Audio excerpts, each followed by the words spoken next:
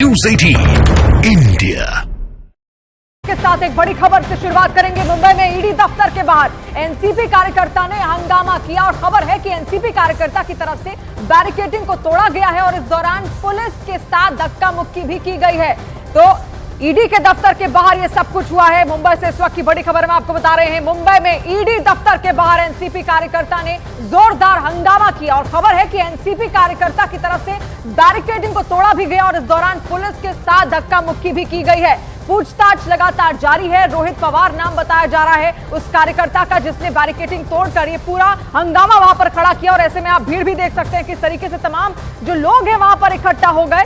अचानक से एक एनसीपी कार्यकर्ता वहां पर पहुंचता है और उसकी ओर से बैरिकेडिंग को तोड़ दिया जाता है और ईडी दफ्तर के बाहर हंगामा खड़ा किया जाता है। हालांकि अब पूछताछ भी उससे लगातार यहां पर की जा रही है और मुंबई में ईडी दफ्तर के बाहर ये सब कुछ होता रहा। एनसीपी कार्यकर्ताओं पर पुलिसकर्मी से धक्का मुक्की करने का आरोप भी यहां पर लगा है। तस्वीरें आप देख रहे हैं, ये एनसीपी दफ्तर के बाहर की ही तस्वीरें हैं। ईडी दफ्तर के बाहर की तस्वीर जो इस वक्त आप देख रहे हैं और तमाम जो एनसीपी के कार्यकर्ता हैं वहां पर अचानक से आ जाते हैं और उनकी ओर से तोड़फोड़ भी की जाती है। और ऐसे में हमारे सहयोगी विवेक गुप्ता भी हमारे साथ वहां से जुड़ रहे हैं। विवेक, और क्या जानकारी फिलहाल मिल रही है? पूछताछ आगे हो रही है, क्यों ये धक्का मुक्की की गई, क्यों ये तोड़फोड़ वहां पर की गई? शिवानी, देखिए आपको बताना चाहेंगे कि रोहित पवार से तकरीबन 5 घंटे से लगातार पूछताछ हो रही है और जैसे जैसे पूछताछ आगे बढ़ती जा रही है एनसीपी के कार्यकर्ता हर एक जगह से जो आप मेरे पीछे बैरिकेडिंग देख रहे हैं वहां पर इकट्ठा हो गए थे और कुछ देर पहले ही ये जो बैरिकेडिंग देख रहे हैं जहां पर पुलिस का कड़ा बंदोबस्त है, इस बैरिकेडिंग को तोड़ने की कोशिश की गई और सैकड़ों की तादाद में जो उस पार जितने भी कार्यकर्ता हैं वो बैरिकेडिंग तोड़कर ईडी की दफ्तर की तरफ आने की कोशिश कर रहे थे।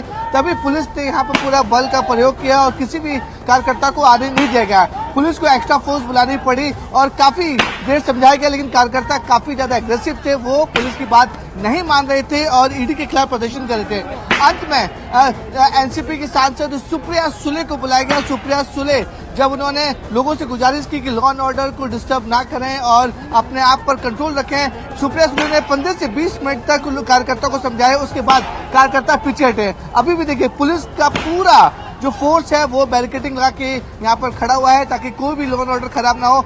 दूसरी तरफ अगर बैरिकेडिंग के पीछे की साइड में आपको दिखाया जाऊंगा कि सैकड़ों की तादाद में जो एनसीपी के कार्यकर्ता हैं वो अभी भी वहां पर मौजूद हैं।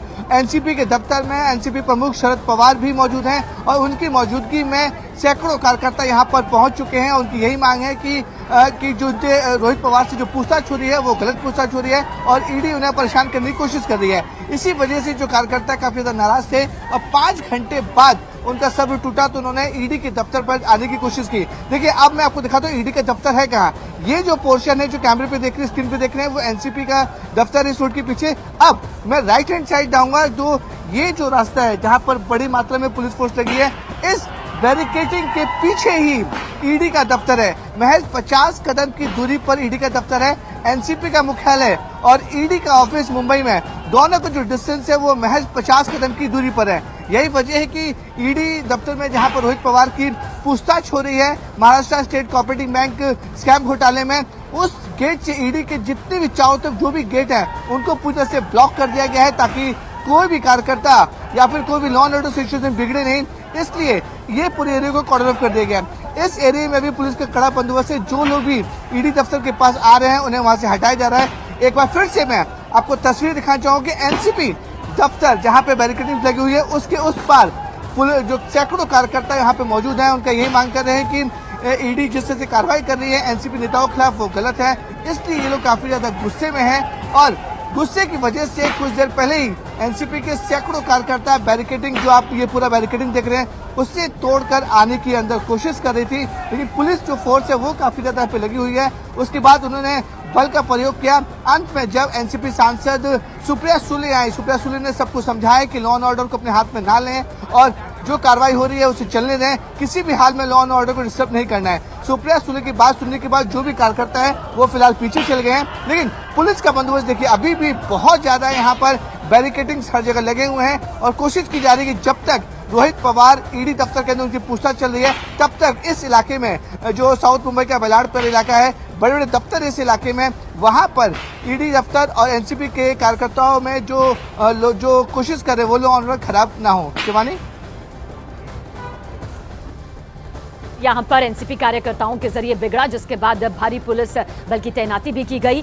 विवेक, इस बीच आपसे ये भी जानना चाहेंगे क्योंकि रोहित परिवार जैसे ही ये नाम सामने आया उसके बाद डिटेल ये सामने आई कि शरद पवार के भतीजे के ये बेटे हैं, साथ ही बेहद करीबी ये नजदीकी जो है वो शरद पवार के बताए जाते हैं। कुछ धांधली का आरोप भी लगा हुआ है, अब पूछताछ भी यहाँ पर चल रही है। सवाल यही है कि इतनी दबंगई का सामने आना क्या पहले से ही किसी बड़े षड्यंत्र को भी यहाँ पर दिखाता है, क्योंकि माहौल तो बिगड़ा है, ये तस्वीर तो सामने आई है।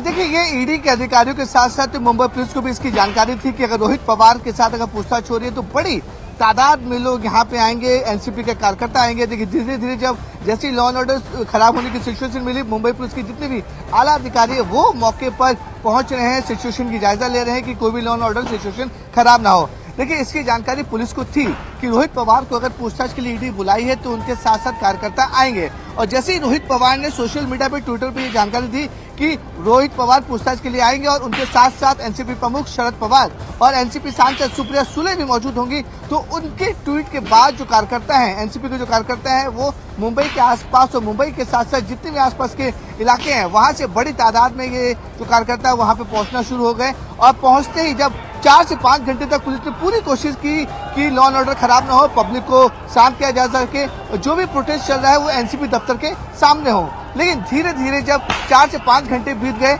उसके बाद जो कार्यकर्ता थे वो काफी ज्यादा एग्रेसिव हो गए और ये जो बैरिकेडिंग है जहाँ पे बड़ी तादाद में पुलिस लगी हुई है, उस बैरिकेडिंग को तोड़ने की कोशिश की गई और ईडी दफ्तर तक आने की कोशिश की गई। देखिए, दूसरी तस्वीर जहाँ पर मैं दिखाऊंगा, जहाँ बैरिकेडिंग के उस पार जो है वो एनसीपी का मुख्यालय है, महाराष्ट्र का हेडक्वार्टर है, वहाँ पर बड़ी तादाद में एनसीपी का कार्यकर्ता मौजूद हैं, उनके झंडे, पोस्टर रोहित पवार के हर जगह लगे हुए हैं। उनके सपोर्ट में लोग जो हैं वो मुंबई आसपास से और महाराष्ट्र के अलग अलग इलाकों से यहाँ पर आए हुए हैं। इसकी जानकारी मुंबई पुलिस को थी कि कार्यकर्ता की तादाद है वो ज्यादा हो सकती है, लॉ एंड ऑर्डर सिचुएशन खराब हो सकता है, इसलिए पुलिस ने पूरी तैयारी करके रखी थी कि ईडी दफ्तर के आसपास जो भी एंट्री पॉइंट है उन सबको बैरिकेड लगा के देखा जाए।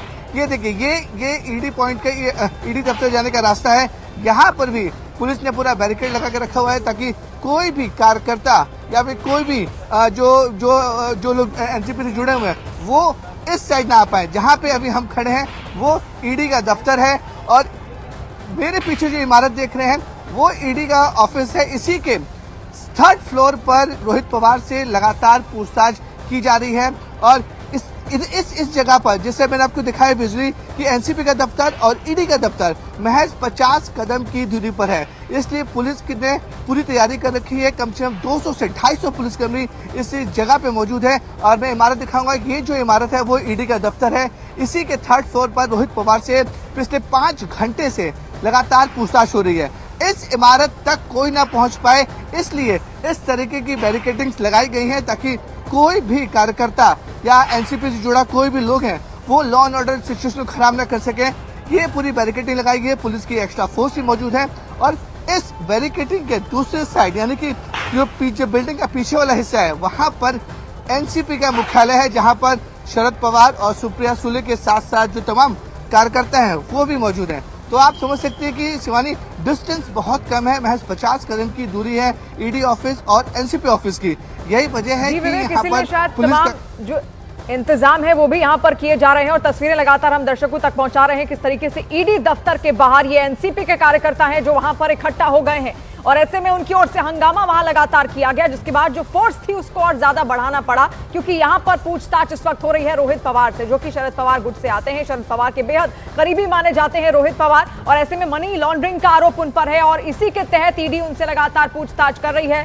बीते 5 दिन पहले उनको यहाँ पर समन जारी किया गया था और अब उनसे लंबी पूछताछ यहाँ पर 5 घंटे की हो चुकी है। फिलहाल ये तस्वीरें आप देखिए किस तरीके से उनके लिए नारेबाजी करते हुए तमाम जो एनसीपी के कार्यकर्ता थे वो यहाँ पर पहुंच गए। बैरिकेडिंग तोड़ने का प्रयास भी उनकी ओर से यहाँ पर किया गया, लेकिन किसी भी तरीके से जो एनसीपी के बड़े नेता हैं उन्होंने ये समझाया उन्हें और कहा कि जो जांच चल रही है उसको उसी प्रकार से होने दिया जाए। लेकिन फिलहाल ये तस्वीरें आप देख रहे हैं ईडी दफ्तर के बाहर से मुंबई की ये तस्वीर और बैंक घोटाला मामले में पूरी पूछताछ रोहित पवार से लगातार हो रही है।